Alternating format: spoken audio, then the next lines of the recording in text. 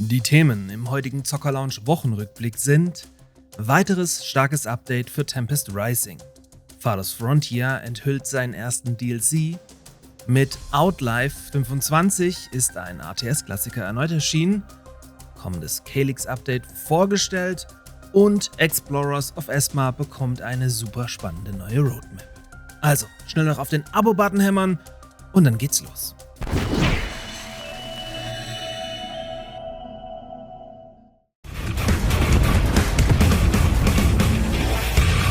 Hello, and welcome to Tempest Rising, a love letter to the golden era of classic RTS games.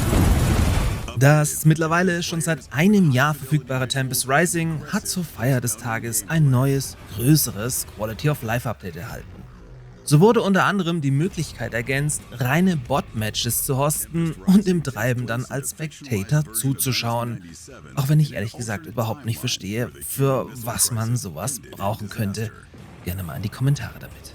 Weiter ging es mit RBM Free Look, also quasi einer weiteren Steuerungsvariante, mit welchem ihr mit der gedrückten rechten Maustaste euch auf der Karte bewegen könnt und was sich dann mehr an klassischen RTS-Spielen orientieren soll. Spannend ist auch der neue KI-Schwierigkeitsgrad Wahnsinn, womit die neue KI auch für Pros eine echte Herausforderung sein soll und sich zum Beispiel auf die Map Control konzentriert, indem sie euch die Tempest-Felder wegnimmt, anstatt nur plump anzugreifen. Es wurde aber auch mit Arena Brüssel, geplünderte Reichtümer und Sandmeer aus Stahl 4 neue Skirmish- und Multiplayer-Karten ergänzt. Auch ganz nett, Kasernen können nun gleich mehrere Wegpunkte hintereinander verpasst bekommen, um so eure neu gebauten Truppen direkt ans richtige Ziel zu führen.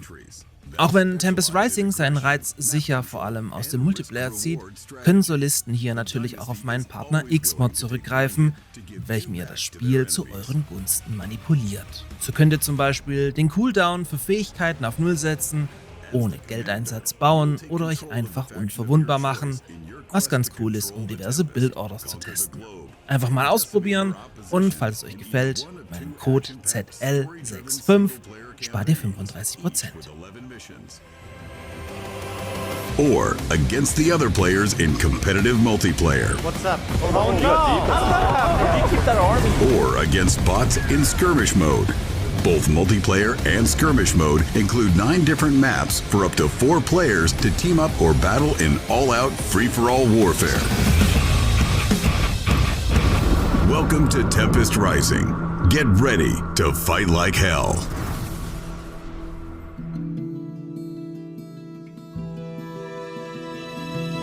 Nach richtig starkem 1.1-Patch mit freiem Bauen, ich habe dem Thema hier ein eigenes Video gewidmet, haben uns die Entwickler von Crate Entertainment diese Woche den ersten DLC-Inhalt vorgestellt.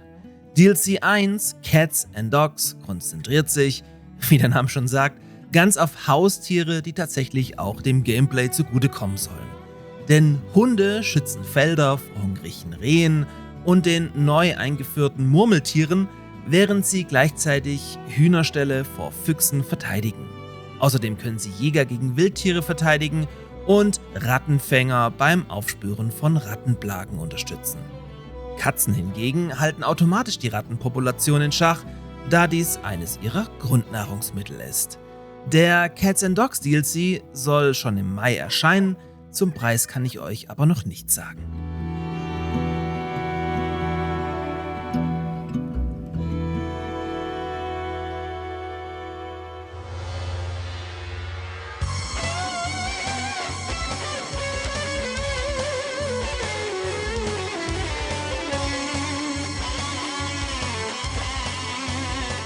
Mit Outlife 25 ist diese Woche außerdem ein RTS-Klassiker aus der Frühhochphase der RTS-Spiele als Remake erschienen, welcher, für die, die es nicht kennen, damals ein solider Command & Conquer-Klon war.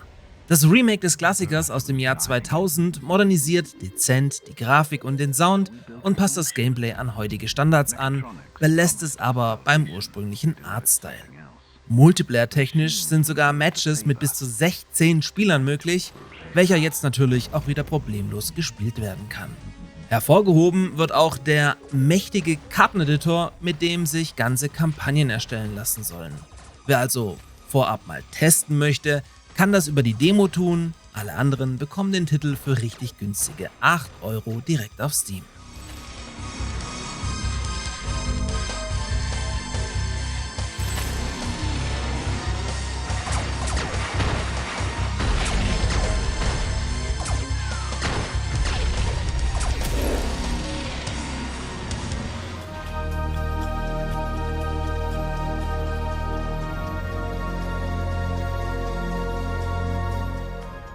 Apropos RTS-Games, zu so einem richtigen Geheimtipp in diesem Genre hat sich Calyx entwickelt. In Calyx kämpft ihr im Grunde solo gegen ein Pflanzenalien, welches ihr mit Dauerfeuer auf Distanz halten müsst. Wie bereits vor 2 Monaten angekündigt, steht jetzt die erste Content-Erweiterung der Early Access-Phase an, die sich ganz auf die Marine konzentriert. So sollte demnächst in einer nagelneuen Werft Kriegs- und Landungsschiffe bauen können. Eventuell kann man also so demnächst einen sicheren Hafen weit weg von der Alienpflanze auf irgendeiner Insel stationieren, der euch eine kleine Verschnaufpause verschafft. 3 Schiffstypen sollen ergänzt werden. Komet als leichtes, schnelles Kampfboot zum Scouten und als Unterstützung, sowie Ark als Truppentransporter und Bordside als teures, aber stark bewaffnetes Kampfschiff mit hoher Reichweite. Calyx gibt's auf Steam für um die 20 €.